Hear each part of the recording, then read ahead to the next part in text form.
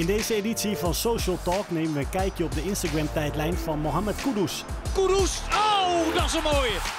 We spreken over het geloof, zijn angsten en zijn deelname aan het WK. Maar we beginnen met het verhaal achter het shirt van Thiago. I knew someone that knew Jerome Watson.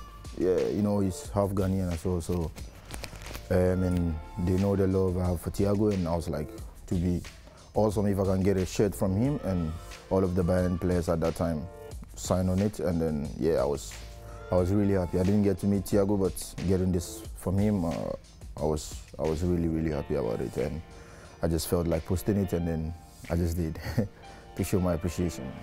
On September 2022, you played with Ajax against Liverpool in the Champions League, and you faced Thiago. What was it like to face him? It was great, you know.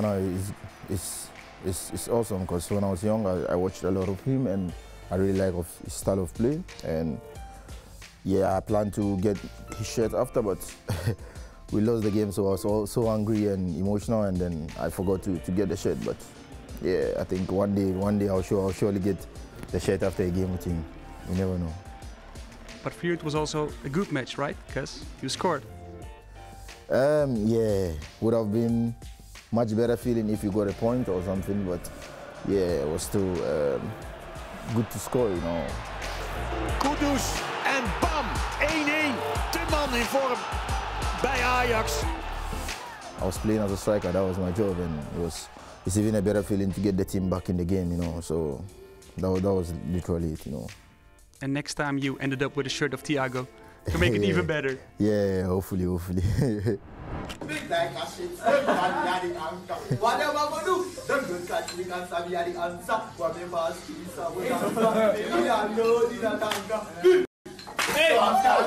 This is Mo, the artist.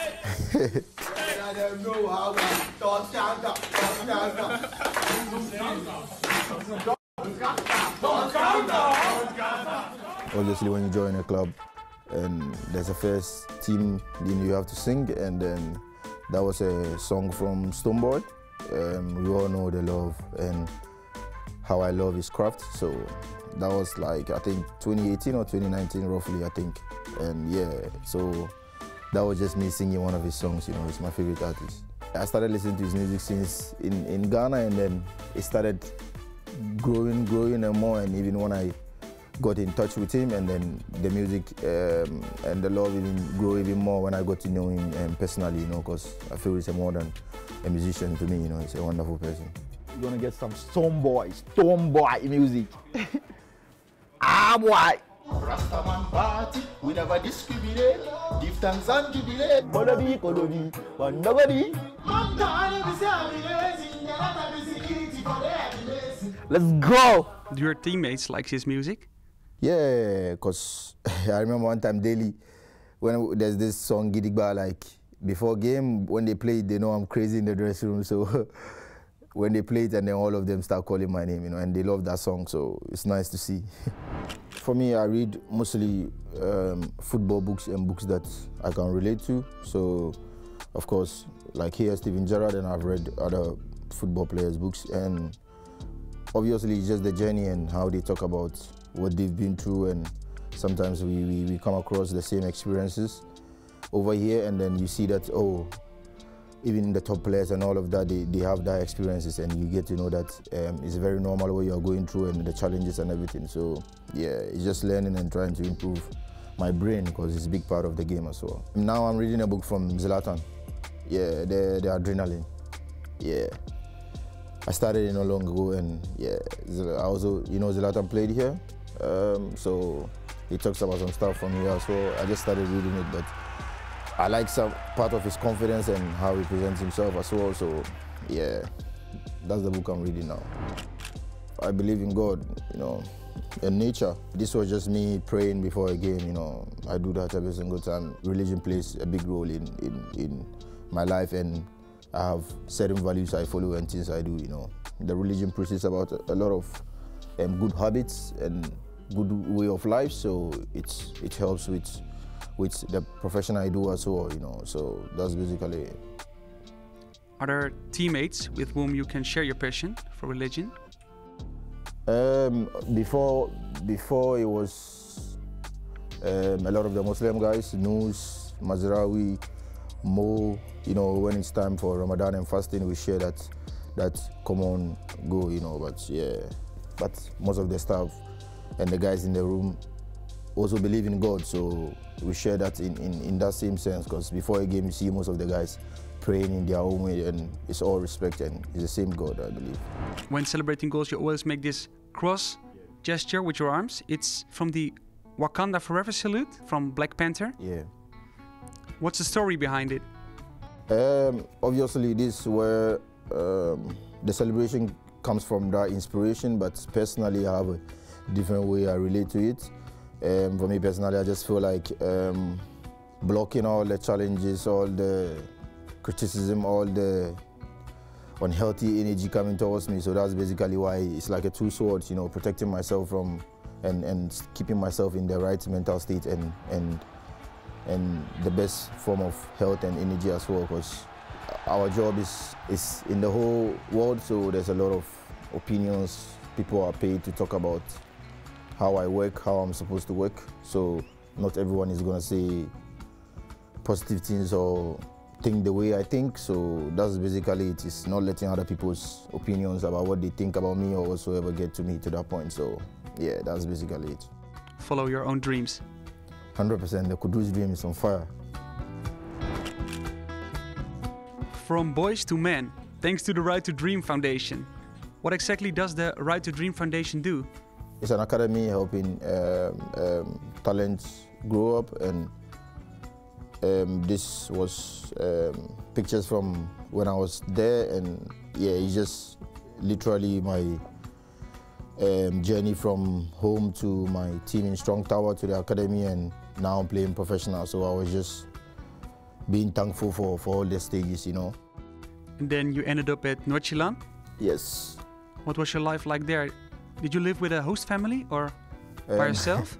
No, by myself. But my mom visited some couple of times, and yeah. But I was living by myself. I was just like 5 minutes away from 5 minutes away from the club, so everything was easy, you know. Yeah. Which pretty lady do we see in this photo? Hey, that's my mom. This was when she visited in Denmark for a game, and yeah, it was really nice. It was cold, but it was a nice experience, I feel. And I scored, so it was a massive feeling that day. She's the woman and the man of the house, you know. I think she took care of I and my siblings by her own self, so I think she's the most important person in my life, and she's one of the biggest motivations I have in my work. Yeah. What are the main lessons she taught you? Be a man, take responsibility for my own actions, and yeah, my religious life comes from a upbringing as well, because my mom is also religious as well. So I think that's the basic foundation of the values I grew up with, you know. How often do you speak with your mother? Almost every day. Yeah, almost every day. And when we won the league, she was here, and it was a really nice experience for her to see in the stadium, you know. And it was really nice, amazing experience. Stuff I wear, I like them to relate to stuff I stand for, and like you see on my shirt here, fearless. I like to be in my world where I know most of the decisions that I make is freely from myself, not imposed from anyone or anyone's opinion. So when I say free like a bird, I'm free to live my life however I want to live, and I'm ready for the ramification and the consequences of everything that comes with it, you know. So I really like to make decisions from my gut and myself. So yeah, everyone likes to live a free life, I guess. So no having controlled by system, anyone or whatsoever. So just free like a bird and flying free. What were your biggest fears then? I think the fear of losing, because yeah, that's that pushes you in a way to motivate yourself and do more, because we've lost sometimes, we've won sometimes, so you know it's like to lose stuff and you know not be where you want to be. So I think that's the biggest fear in my job. So and that is used as a fuel and motivation to keep pushing myself. How did you handle those fears? Jumping into the sea. I think yeah, that's the only way to overcome them is to put yourself in that position to challenge yourself and challenge them, you know, because without action, yeah, you won't overcome them. So I think yeah. Keep pushing yourself. 100% every single day. Voor Kudus is dat zijn debuut in de Johan Cruijff Arena. En een officiële wedstrijd natuurlijk. Showtje, daar houdt hij er nog wel van. Even een balletje achter het standbeen. Yeah, I really enjoyed, you know. It was my first game, but during the preseason and everything, the guys really helped me and they made me feel straight away in the team, you know. So I would say, a fast process in getting to know the players and the team, you know. And yeah, I remember every single action of that game in my eye right now. So it felt like I've played with them for so long, but it's just they welcomed me very well and the connection was good. So I think it was great to get the win, and for me to play like that on my debut was even more satisfying, you know. Dit is slecht nieuws voor Ajax. Wat is er met hem aan de hand? Dok, roept Tadic. Daar landt hij op die rechtervoet. En dat heeft iets veroorzaakt bij de knie, daar voelde hij aan. Alhamdulillah, yeah. It's, you know, just giving thanks to God, you know. That was literally it. And I'm sure we all know we all know this and what happened, but I was just grateful for whatever that comes with it, you know. I believe this, like we talked about from previous, I'm a strong religious guy, so I believe in God and I believe there's a reason for every single thing happening, you know. And yeah, of course, from my face you can see the disappointment at that very moment. Of course, I wanted to help the team, but I couldn't do that. But yeah, looking at the bigger picture, yeah, it was Alhamdulillah, you know. Thanks to God. Most importantly, I'm back on my feet now and I can walk, I can still run and play. So thanks to God. How are you? Alhamdulillah, you? Alhamdulillah, man. Where the hell come from, bro? When you're out of the pitch, there's more to life than just playing football, you know. So when you're out of the pitch, you focus your energy on other aspects of your life. So I think even though I was not playing and developing my game, I was developing as a person and as a human in general. So, and I feel we are going to be humans forever, but we are footballers for some time, you know. So it's, in general, the whole package is good, but yeah, it slowed my development in football, but it was good for my mental health and upbringing as a footballer, you know. Yeah.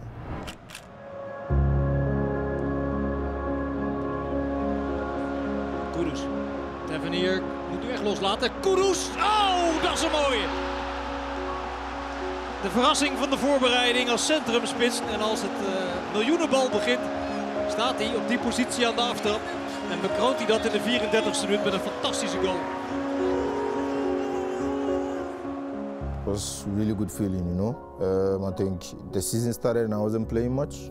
And first game of the Champions League, you get thrown into the starting 11, you know what it feels like, you know, like not playing all the Eredivisie games and then just get thrown in the in the first Champions League big stage, you know.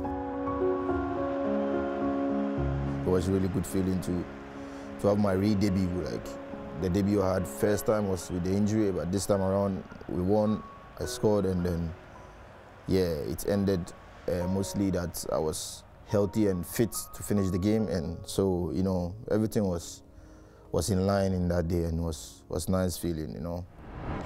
Is this the greatest moment of your life so far? I think yeah, it's one of the biggest highlights, when World Cup is playing, that's all that's been talked about in the country at that moment, So especially for this game, I think it was really nice to see the country really on different energy, You can see the impact football really has on the people, Almost every single person in Ghana was watching Ghana games at the World Cup, and I'm sure it's the same here as well. So it's just nice that I'm in a position where I can make people happy from the work I do, and so that's really a big motivation, to see all these people cheering and supporting me, So yeah, this is really nice, It's just a painting, but it's deeper to me than that, because there's a huge responsibility on me, and there's a lot of people that look up to me. So I have to set the standard and be the best example I can for them, I also thought a way to also give back and help was to show myself to the community and speak a little bit with them and spend some time with them, because I don't usually get that opportunity. So when I went back home, I thought it was the perfect opportunity to be there and see the guys I grew up with, and also share my experiences and talk to them a bit. It was a nice time in my community that day.